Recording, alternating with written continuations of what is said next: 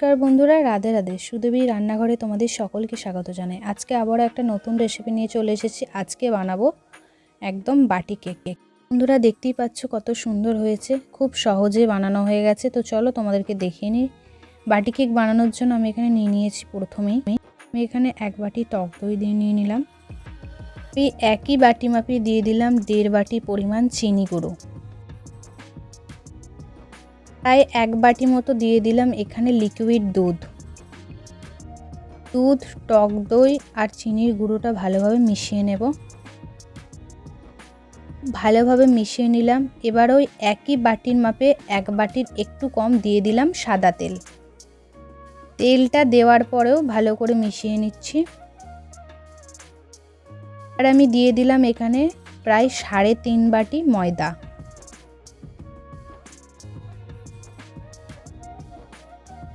ব্যালেন্সটা যাতে ঠিক থাকে তার জন্য দিয়ে দিলাম এখানে সামান্য পরিমাণ একটু নুন আর 1 চামচ বেকিং পাউডার, দিলাম 1 চিমটি মতন বেকিং সোডা। আর আমি সব কিছু ভালো করে মিশিয়ে নেব।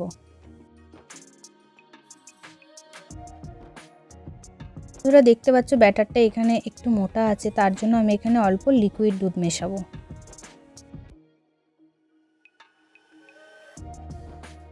বন্ধুরা কেকটা এখানে একদম নিরামিষ দুধ আর দই দিয়ে বানানো বলে এখানে আমি ভ্যানিলা এসেন্স দিলাম না, তোমরা চাইলে এখানে দিতে পারো। বন্ধুরা ব্যাটারের ঘনত্বটা দেখো ঠিক এরকম থাকবে।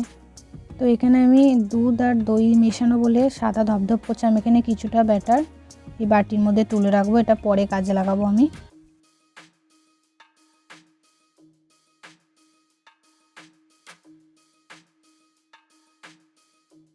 বাকি যে মিশ্রণটা আমি নিয়েছি তার মধ্যে মিশিয়ে নেব 2 চামচ কোকো পাউডার।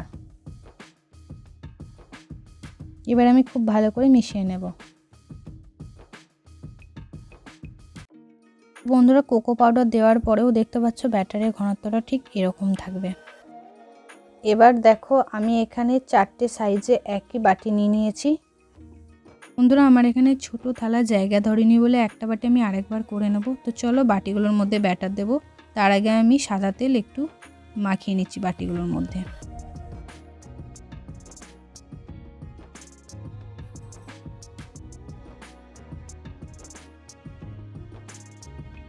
বাটির মধ্যে আমার তেল লাগানো হয়ে গেছে। এবার আমি ব্যাটারটা দিয়ে দেব বাটির মধ্যে।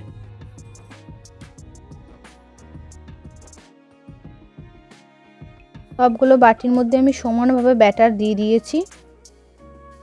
তো বন্ধুরা আমি ব্যাটারে বাটিগুলো ট্যাপ করে নিলাম যাতে ব্যাটারটা আর কি সমানভাবে ছাড়িয়ে যায়। এবার আমি যে সাদা ব্যাটারটা রেখে দিয়েছিলাম সেই সাদা ব্যাটারটা এইভাবে ব্যাটারের মাঝ বরাবর দিয়ে দেব। তো এবার আমি একটা কাঠি নিয়েছি, কাঠি দিয়ে একটা ডিজাইন করে নেবো এইভাবে। তোমরা তোমাদের পছন্দ মতো মনের মতো ডিজাইন করো। আমি এরকমভাবে ডিজাইন করব প্রত্যেকটা বাটিতেই।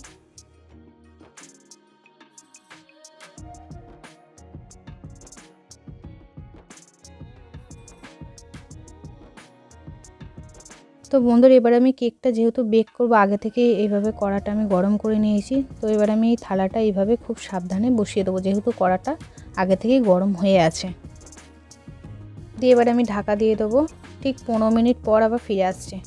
বন্ধুরা 15 মিনিট পর আবার ফিরে এলাম। চলো দেখি কেকগুলো কেমন হয়েছে। তো বন্ধুরা দেখতেই পাচ্ছ কত সুন্দর ফুলে উঠেছে কেকটা, আর ডিজাইনটা দেখো পুরো ফুলের মতো হয়ে গেছে। বন্ধুরা চলো কেকগুলো এবার ঠান্ডা করে নিই, তারপর দেখাচ্ছি তোমাদের। বন্ধুরা দেখো ঠান্ডা করে নিয়ে চলে এসেছি, একদম বাটি থেকে ছাড়িয়ে নিয়েছি। তো দেখতেই পাচ্ছ কতটা স্পঞ্জি হয়েছে বন্ধুরা কেকটা। চলো বন্ধুরা কেকটা কেটে তোমাদেরকে দেখাচ্ছি। তো দেখো বন্ধুরা কত সুন্দর হয়েছে কেকটা।